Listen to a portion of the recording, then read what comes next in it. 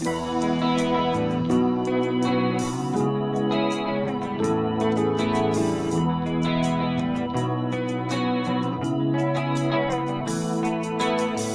you knew me before, you wouldn't even look my way. And welcome back to Sullivan's Unheard Voices. I'm here. Do you prefer Mike or Michael? Mike is fine. Mike, you're a battalion chief for one of the Malala Fire District. Yes. And I'm so thankful that we had this conversation today, because one of the things that I think a lot of people don't really understand is how rural fire districts work. Okay. And because it's different, right? We live in Kaiser. It's all of this other stuff, and they have all of this funding and all of this stuff. But then you come to a district like this, and you rely so much more on people's additional support to get things done. How did you end up being a fire chief? Well, my wife got into fire before I did. Yeah. When we first started talking about moving in together, she was living in Seattle, and she was looking for something new to do in her life. And she said, fine, I'll move there and I'll move in with you in Malala, but I'm going to join the fire department. What? Yeah.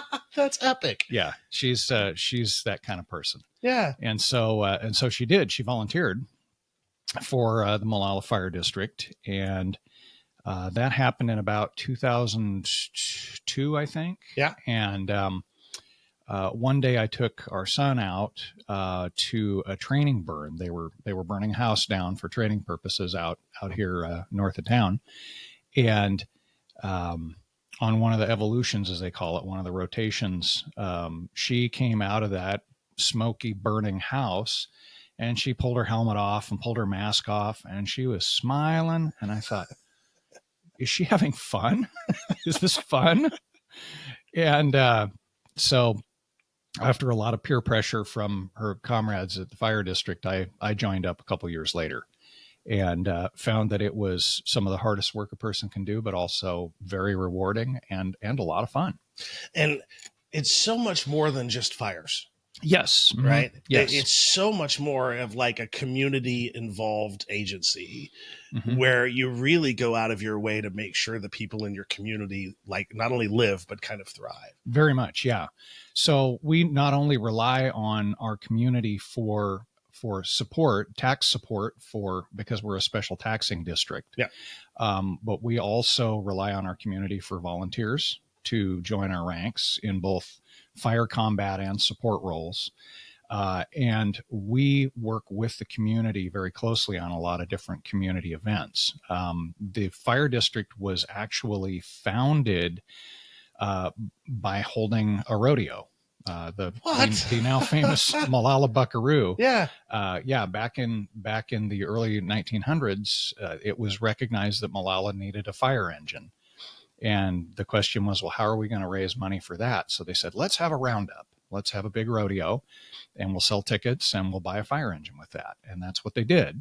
And so the Malala Fire District and the Malala Buckaroo are inextricably linked for the last 100 years. And will be for the next 100. I hope so. Yeah. Yeah. That's awesome. And so like right now, like one of the things that has always been inspiring to me in a rural sort of district like this is just the level of volunteers that you get. What does it take to be a volunteer for a fire district? Well, a very strong commitment to the amount of time involved. The requirements on volunteers continue to be greater and greater every year. The training requirements, the amount of time that we have to spend learning how to operate safely and effectively. Excuse me. The fact that the technology is constantly changing, fires are changing, the nature of the fires that we fight changes constantly. Yeah. And we have to stay educated on all those things. And then just the response, when I first started out, we ran about half the calls that we run now. Oh, interesting. Yeah. In the last 21 years, our call volume has almost doubled.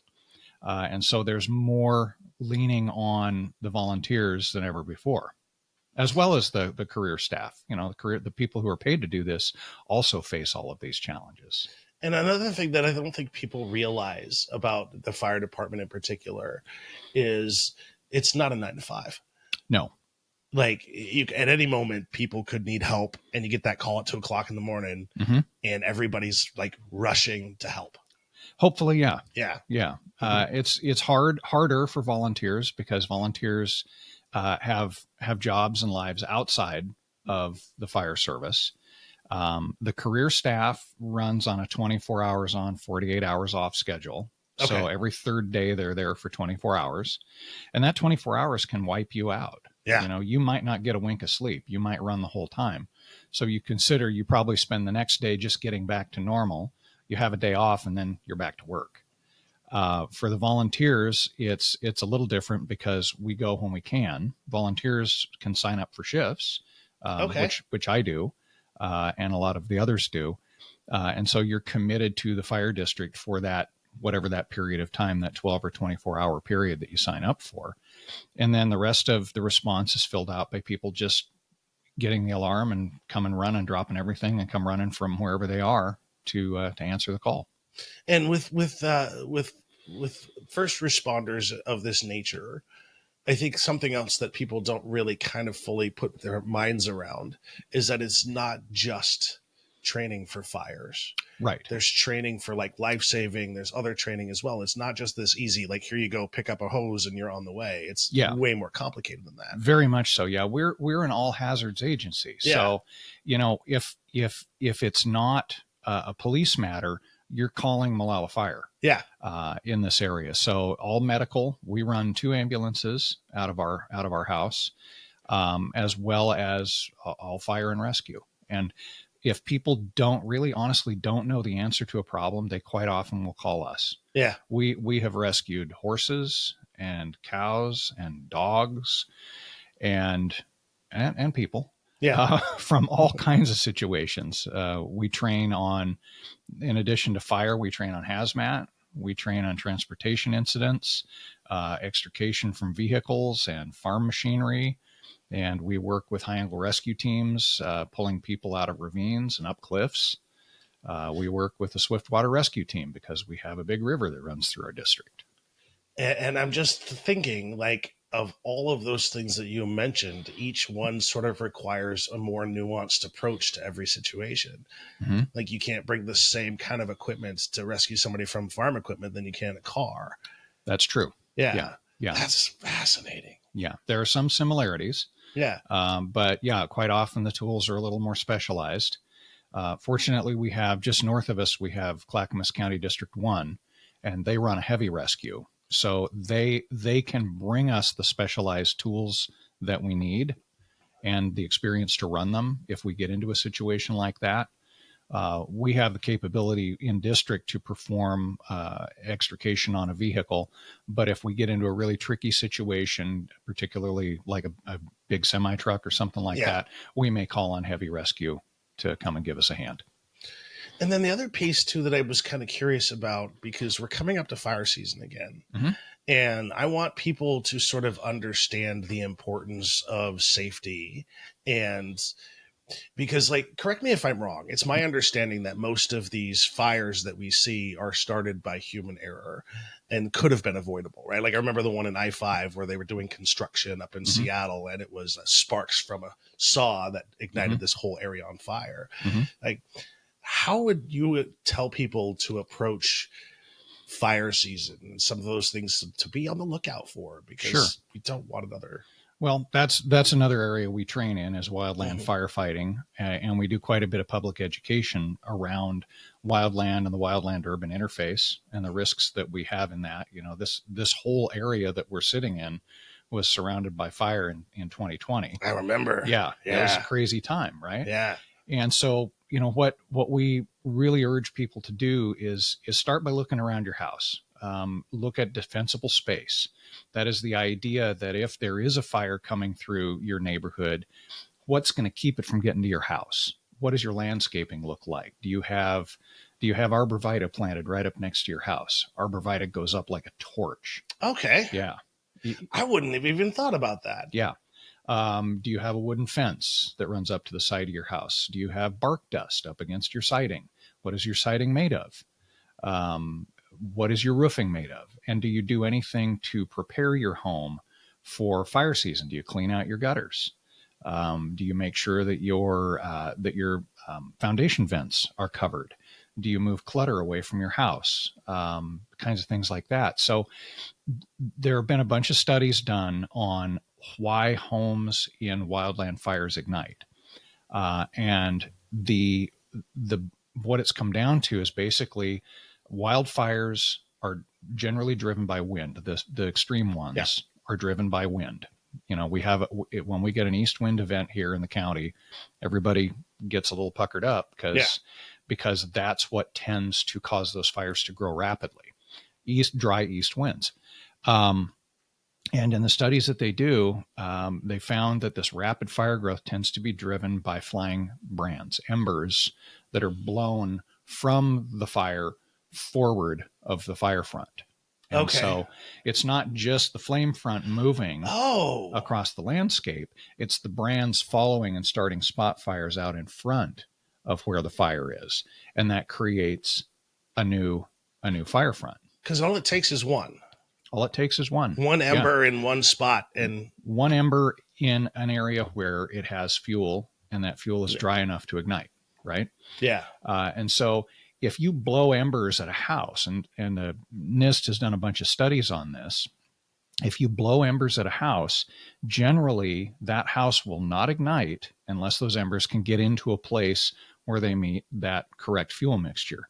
And that means dry leaves in a gutter, or dry bark dust up against your siding, or vegetation. Get into the insulation in the house vents. Yeah. If it can get into underneath your house, if there's anything that's ignitable inside the vents and the like, if you've got dried leaves pushed up against your vents, things like that, then you have an ignition possibility.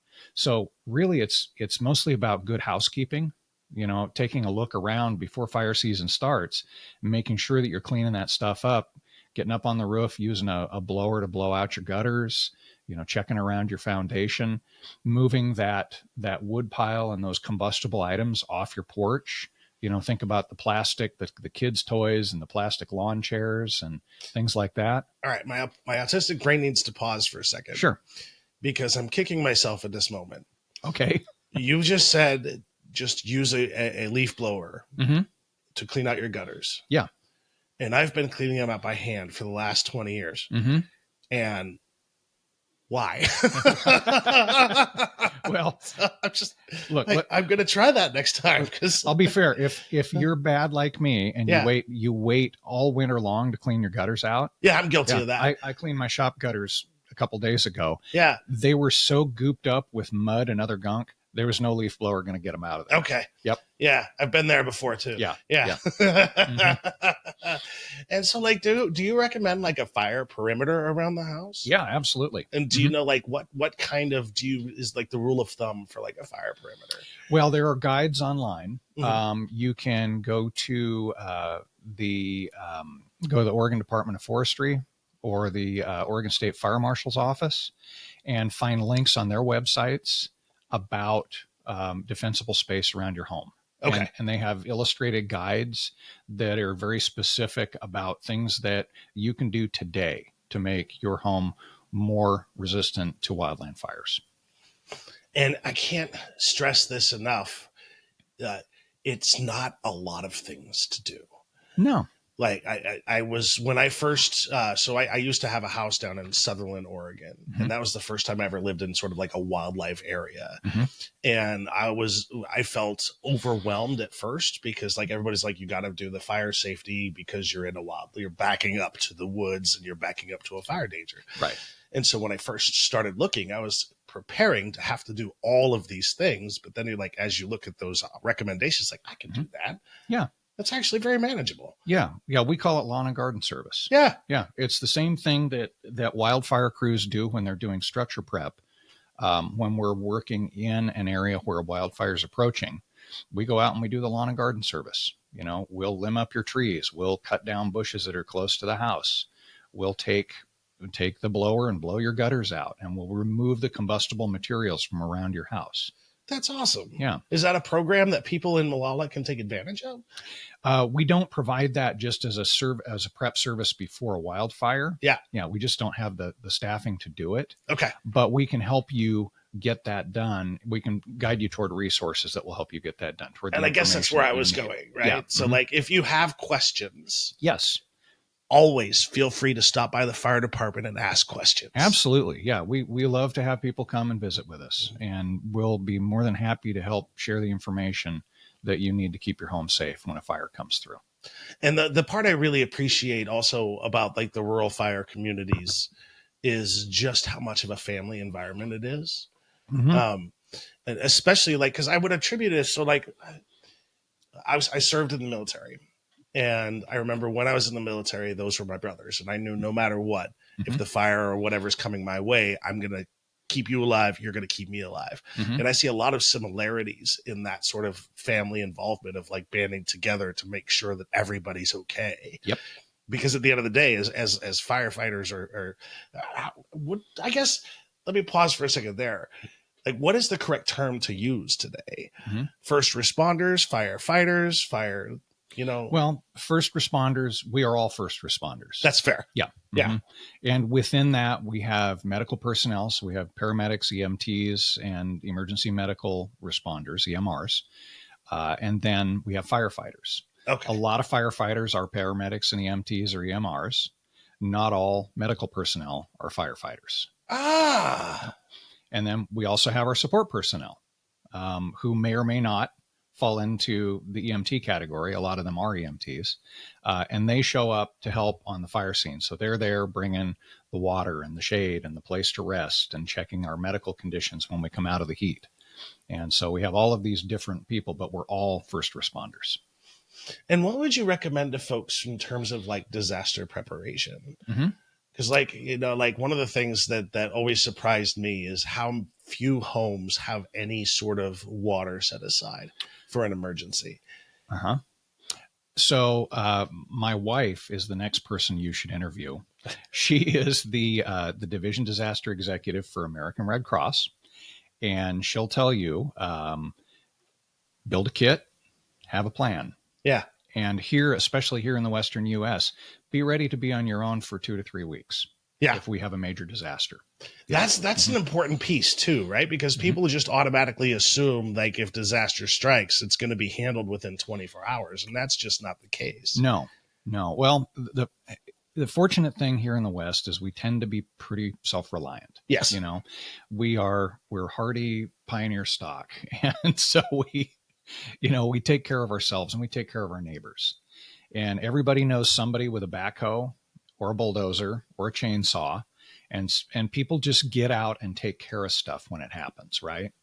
But if you're talking about a major disaster like a Cascadia earthquake where electricity, water, sewer, utilities are down for weeks on end, that stuff's not going to get stood right back up. Right. When we're talking about a region-wide disaster, it's going to take some time, and people need to be prepared to take care of themselves.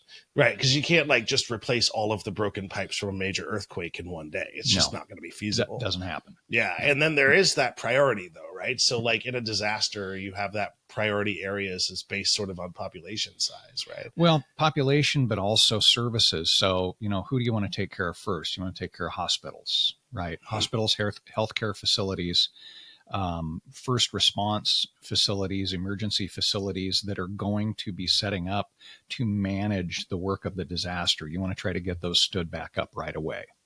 And then roads, bridges, transportation, because you can't get supplies in from outside unless you have a way to get them here. Right. And, people go, oh, well, that's fine. They'll fly them in.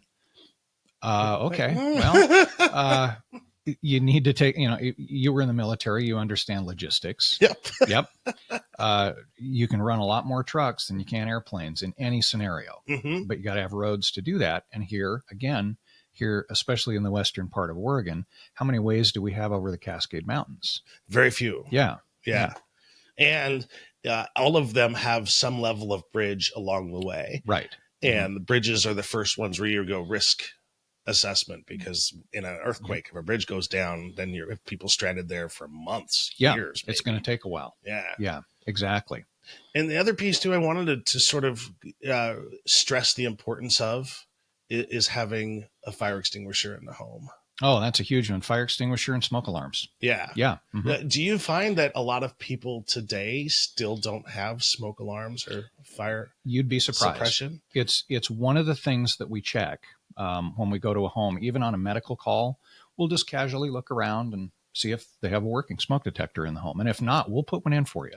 That's nice. Yeah. Yeah. Because, you know, if there's a working smoke detector in the home, it vastly reduces the chances of dying in a fire. Significantly, right? Significantly, yes. Yeah. Yeah. Because like, do most fires occur when people are asleep? If you take a look at the distribution of fires, a lot of them happen around meal times because a lot of our home fires are started by cooking. Mm-hmm. And most fire fatalities happen at night when people are asleep. Because again, if they don't have working smoke detectors, then they're not going to be awakened. And I'll throw this out there too. If something on your stove catches fire involving oil, don't throw water on it. Good call. Yeah. So is there a particular kind of fire extinguisher that is better than others? Or Yeah, let me grab one for you. yeah, please. Mhm.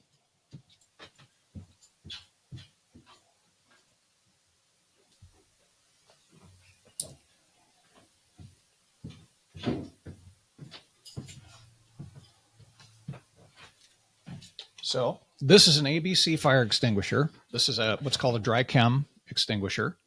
This one is good for ordinary combustibles, type A, type B, which is combustible liquids, and type C, which is electrical fires. Okay. So the extinguishing agent in this will not conduct electricity, so it's safe to use to extinguish a fire that involves electrical current. And which is huge. yeah, that's a big thing. And well, a lot of houses have some electricity in them. Yeah. This is safe to use on cooking fires.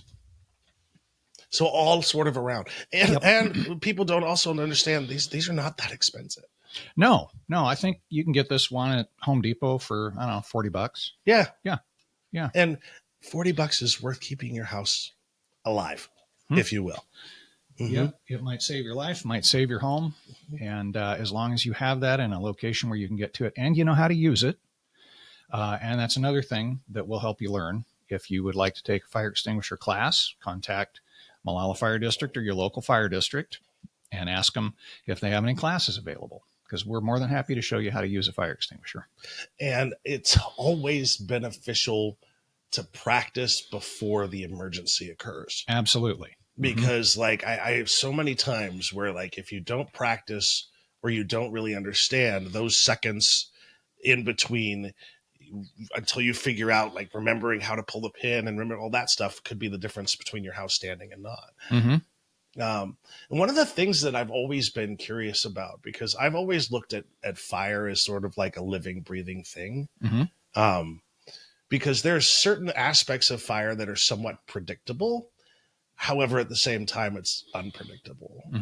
Can you speak a little bit to like what are those three requirements? I said it's three, right? Requirements for a fire to be active. Sure. Well, we call that the fire triangle. Yeah. And it's actually been modified slightly to account for flaming and non-flaming types of combustion. Okay. So all fire requires the fire triangle, you know, fuel, oxygen, and a source of heat. Yeah. Remove any one of those three and you don't have a fire.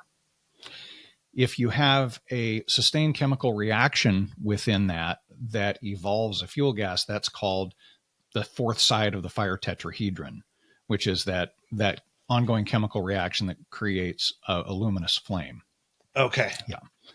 Would that be like for like car batteries and stuff like that? Or? That really describes just any kind of a flaming fire. Okay. You know, so for all practical purposes, think about the fire triangle: fuel, oxygen or an oxidizer, and a heat source.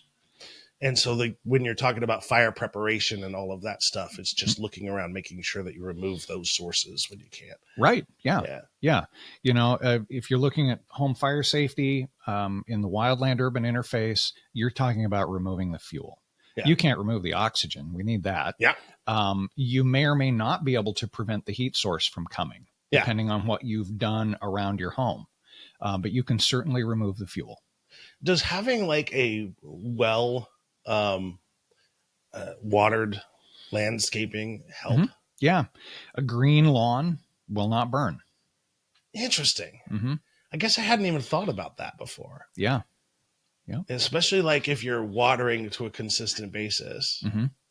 Yeah. Interesting. Yeah. Green lawns don't burn. Dry grass that is several inches tall will burn with an amazing speed and an amazing amount of heat put off. And it comes so fast that's one of those things where that takes off. You can't outrun that. You can't outrun it. And in fact, most wildfire firefighter line of duty deaths happen in grass or brush, not in timber. Interesting. Yeah. It's those quick, flashy fuels that'll get you. That's so fascinating. And so like when you're actually out there and you're trying to sort of do that fire line, Mm-hmm. like what does that involve? Digging a line or creating basically what we're doing is we're creating a break in the fuel. Okay. Yeah. So we're either hand digging a line or using heavier equipment like a bulldozer to get down to mineral earth, where if that fire front is moving along the ground, that it's going to stop there.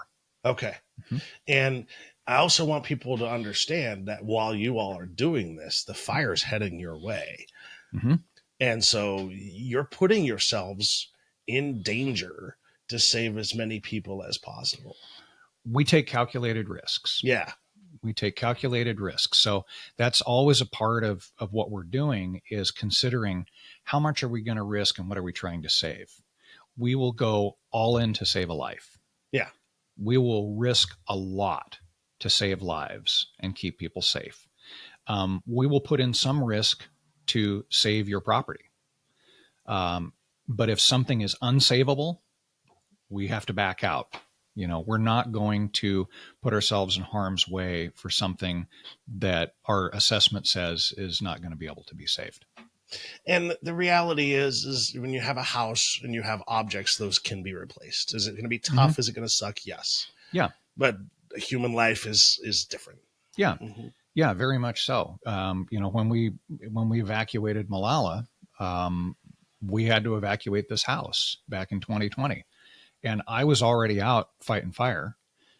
Denise was home, and she grabbed a few things that, a few family heirlooms, and looked at the house and said, we might not be coming home to this. And packed up the van with the dog and left and went to her work, which was, setting up shelters for Red Cross. Yeah. And working with the state EOC on sheltering and evacuations. And we talked about it later, and she said, did I grab the right things? And I said, yeah. I mean, it's just stuff. Again, we're getting out of harm's way. The rest of it is just stuff, right? Yes. Mm-hmm. And if you're listening and your fire department tells you to evacuate, don't stay around. Like, you just cause so many problems. Like, you're putting people at risk when you don't need to.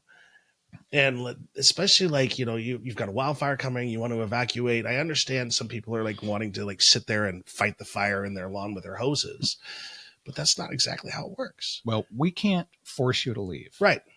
Only law enforcement can do that, right? We can't force you to leave any property. Right. We will highly, highly recommend it. And we'll have to tell you, look, if you get into a situation where we're going to put rescuer lives on the line to get you out, we'll still try. But, the risk increases rapidly, and it puts your first responders in harm's way if you make that decision. So, you have to, again, what I'll say is you have to make the decision that's right for you. Yeah. We're not going to force you to leave, but we're going to highly recommend you do. And I highly recommend you listen.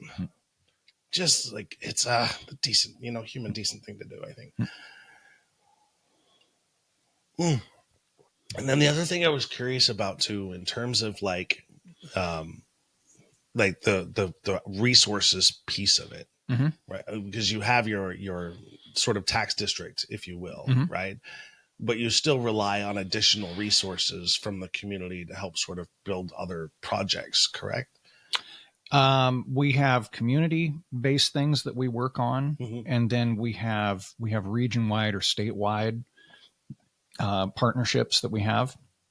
So here in the community, we work with other community members on public education and community outreach events and items like that. We work closely with the Oregon Department of Forestry here at the Molalla District Office. We work hand in hand with those guys, and they're a great partner for us, working on wildland fire preparation and public education. And we fight side by side with them on fires that occur in our districts. And then we also work, we have mutual aid agreements with our neighboring fire districts.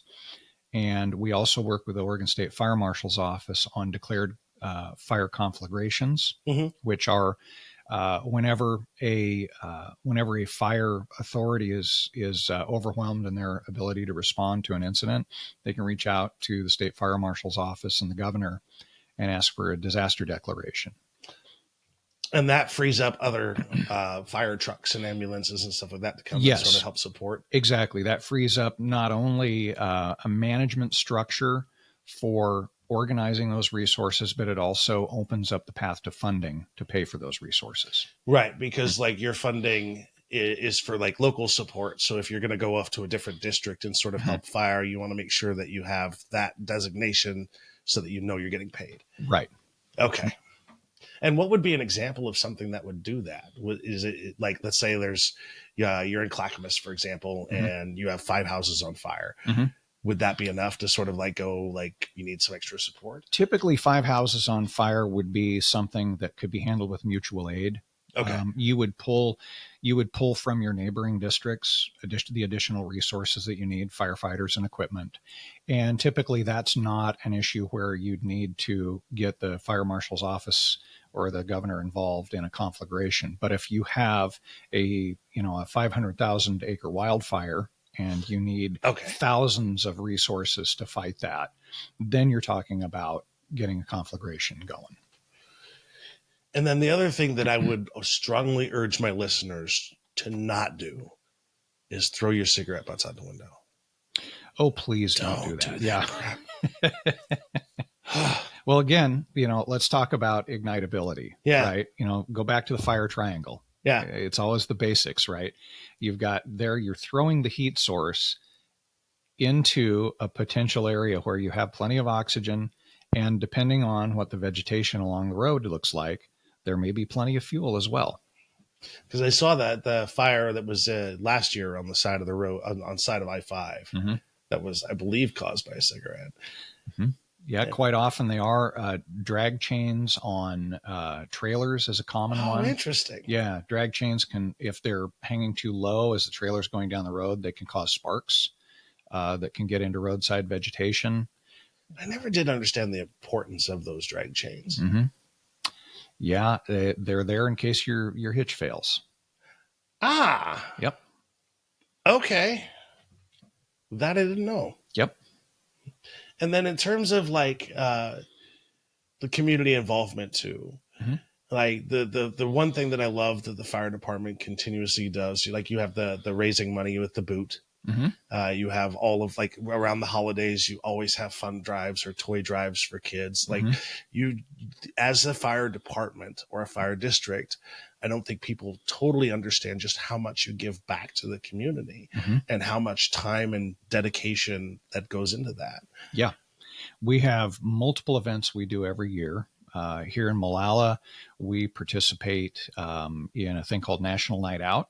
Which is an opportunity for local public service agencies, especially police and fire, to get out and meet the public and to show what they do and provide some education.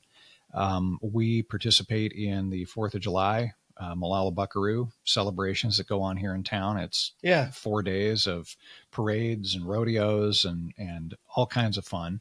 And during that, we're at the rodeo providing first aid services and talking to people and saying hi.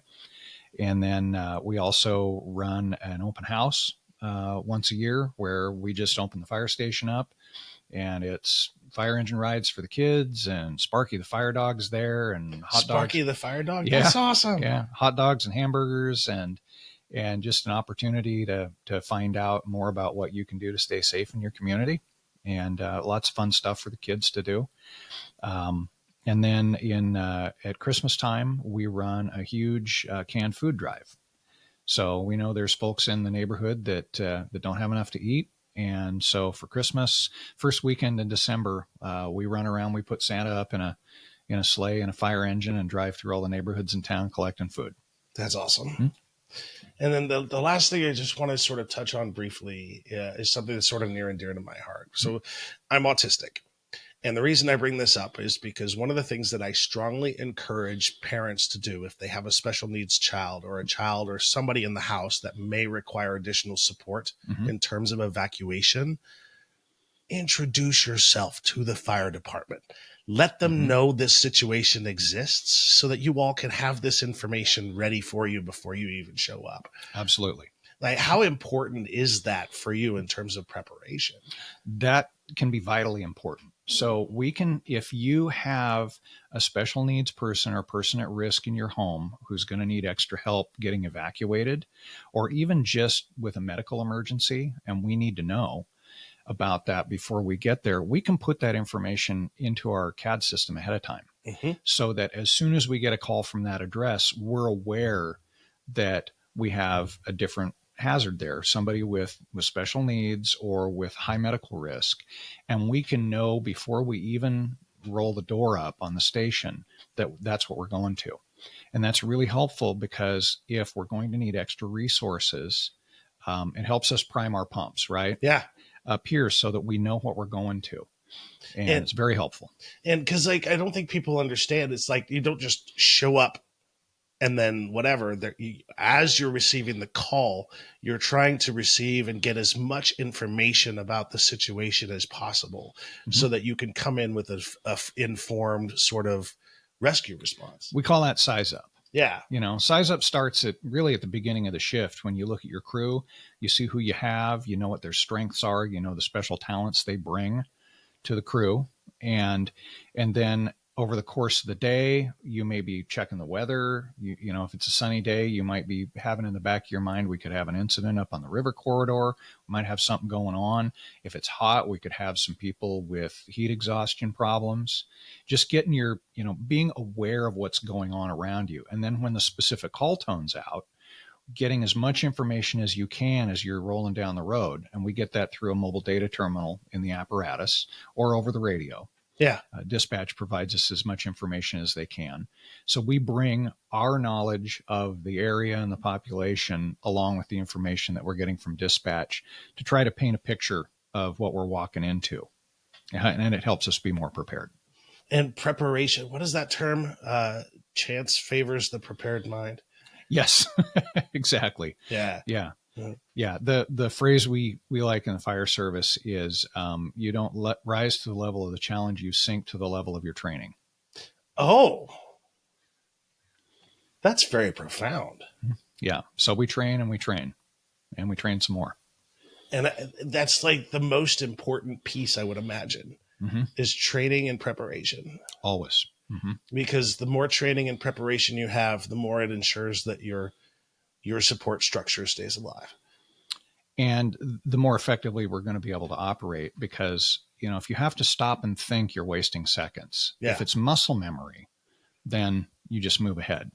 And is there a different approach to how you respond to a car fire involving like an electric vehicle as opposed to? Vastly different. Yes. Can you talk about that for a little bit? Yeah. So we aggressively extinguish ordinary car fires, internal combustion engine fires. We'll walk right up to the car. There's very little hazard in doing so unless the fuel is spilling out from under the car. But you can walk right up to a car fire with a hose and put it out. Electric vehicle fires, because the lithium batteries in those are self-oxidizing, they don't need oxygen to burn. Oh, they are self-oxidizing and they're runaway thermal reactions. You can't stop them. So just kind of we protect the area. We will attempt to rescue if there's a person in harm's way. Again, risk a lot to save a lot. Yeah. But you're not going to put out an electric vehicle fire. There's not an amount of water that will do that. So we protect the exposures around it, protect life safety, keep people out of the toxic smoke that it's putting off, and then we stand back. And is it similar to like a grease fire if you try to put water on it, where it's like it just kind of goes wild and crazy? In the case of that, in the case of a electric car fire, basically all you're doing is spreading contaminants around the area. Okay. By adding water to the mixture. Yeah. Yeah. Mm-hmm. And it just serves no purpose. It really doesn't help much. Okay. Yeah. You know, we want to protect the exposure. So if this car is burning up next to a building, we want to keep the building cool so that the fire doesn't extend. Okay. Or if the fire's in a parking lot, you know, with other vehicles, we want to try to stop it before it involves other vehicles. But we're not going to get that car fire out. Gotcha. Yeah, it's going to burn itself out. And I was curious about that. And then I guess the last thing that I would like to sort of talk about is just where people can go to get more information. So I highly encourage anybody to get to know your local firefighters. Yeah, stop by the station, say hi, ask what kind of public information programs they have, public education programs, and how they can help you be more informed and safer in your home. And then what are the physical requirements for people who want to volunteer for the fire department? We can take volunteers of all shapes and sizes. There's a role for everybody at the fire district. I wanted to highlight that piece because I think it's important, because people think, or they're under the impression of, you have to be this huge buff dude in order to be a volunteer. I mean, I'm sure it makes it easier. Yeah, it helps. It helps. But, you know, even if you have some physical limitations, we have a role for you. Yeah. Yeah. There are support roles. There are things that EMTs can do that don't require you to be particularly agile to be able to serve your community. And then if you're responding to a call, how do you want people to sort of act or behave? Professionally. Yeah. Mm-hmm. Can you expand on that? Yeah. So, you know, the classical definition of professional is somebody who gets paid for doing what they do. Yeah. Right. And in our case, if you walk into our fire station, you will not see the difference between a volunteer and a career staffer. Okay. We all present ourselves as professionals. We're all considered employees of the district, and we all train to the same level, and we're all expected to give the same effort. And so when we show up, we want you to know that we are well-trained, good at what we do. And I guess what I'm trying to get at is, like, some people, in the sense of an emergency, when fire department shows up or the EMTs show up, they can be kind of aggressive or combative. And I never did quite understand the reasoning behind that. And I guess the reason I bring it up is because I just want people to know, like, the more you can do to help first responders instead of getting in their way, the easier it is for you all to do your job and save lives. Sure.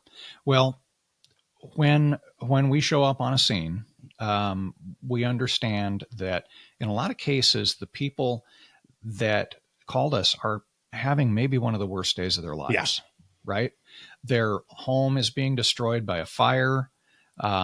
Someone they love is very sick or possibly dying, and they're reacting however they're going to react. You know, it's an emotionally charged time. It's a real high energy level. And so we walk into that respectful of what you're going through. Yeah. You know, a lot of times we say we have more than one patient, although only one of them is sick. You know, I like that approach. Yeah. And so we try to manage that, and we have resources that we can bring with us.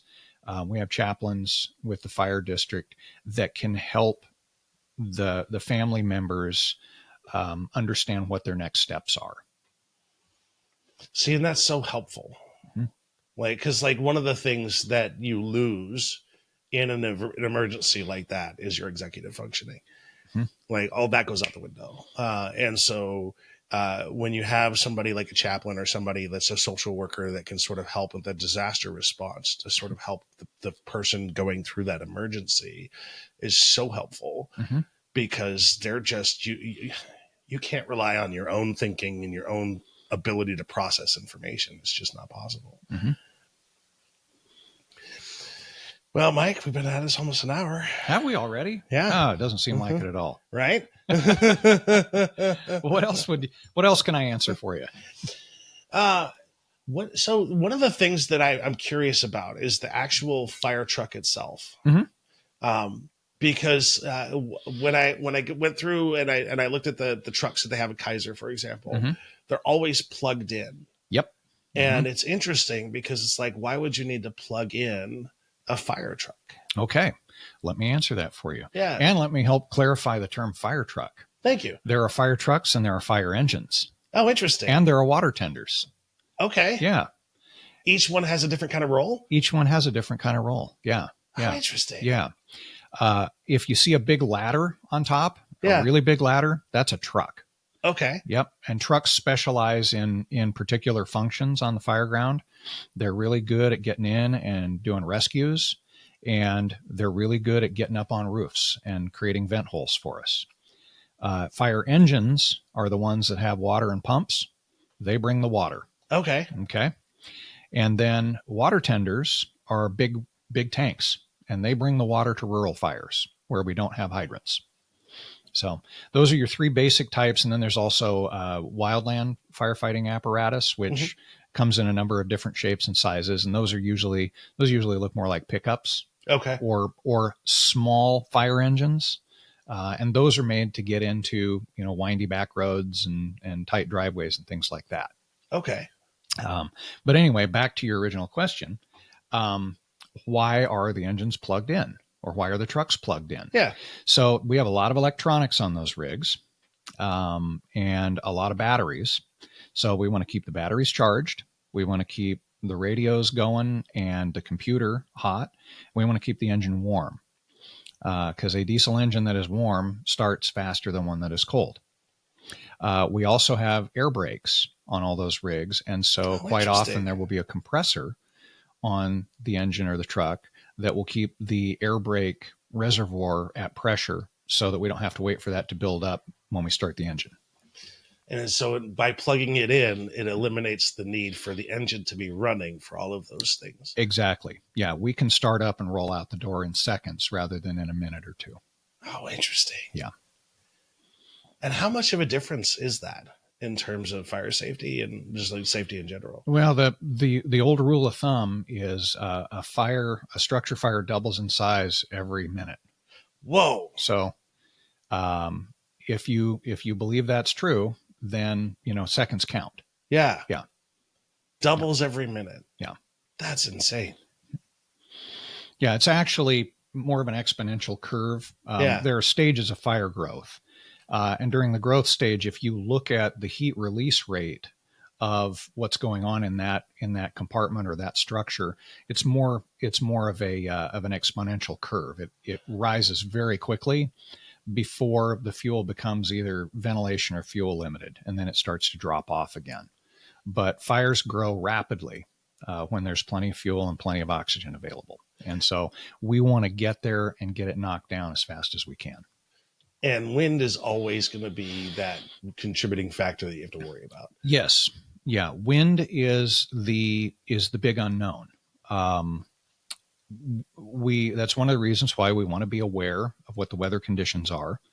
A wind-driven fire is a different beast. It changes the path, the flow path of the heat and the available oxygen in the structure. And it informs the methods that we use to attack the fire and helps us stay safe. Because the last thing you want to do is be on the downwind side of a building opening a door when the wind is blowing from the other side.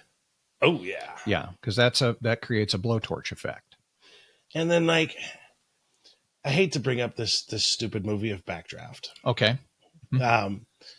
How realistic is that whole backdraft idea of the doors exploding if there's a certain perfect fire condition? So it can happen. Okay. Yeah, it can happen. Especially in newer homes where the insulation and the tightness of the windows and the weather stripping and everything is so good, it's more likely in a newer structure than it is in an older house like this leaky old thing we're sitting in here.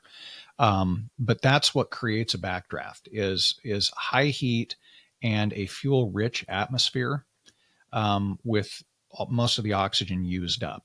that's a fire that's waiting for oxygen to be introduced. And that is what is called an explosive fuel mixture. And it can happen. There are things that we look for. In a situation like that, there's ways that the smoke behaves, and we have tools that we can use to look at the heat in the structure. We also train our firefighters that when we're opening a door or window to stay out of the opening as you do that and step back to the side and wait to see what the smoke does. Okay. Because that'll help tell you not only what the fire's doing, it'll keep you out of harm's way if you're in a backdraft or a flashover situation. And it will also help point you to where the fire is if you watch what the smoke does. So as you're watching the smoke, you're talking about how it sort of kind of goes back? So yeah, a fire will breathe.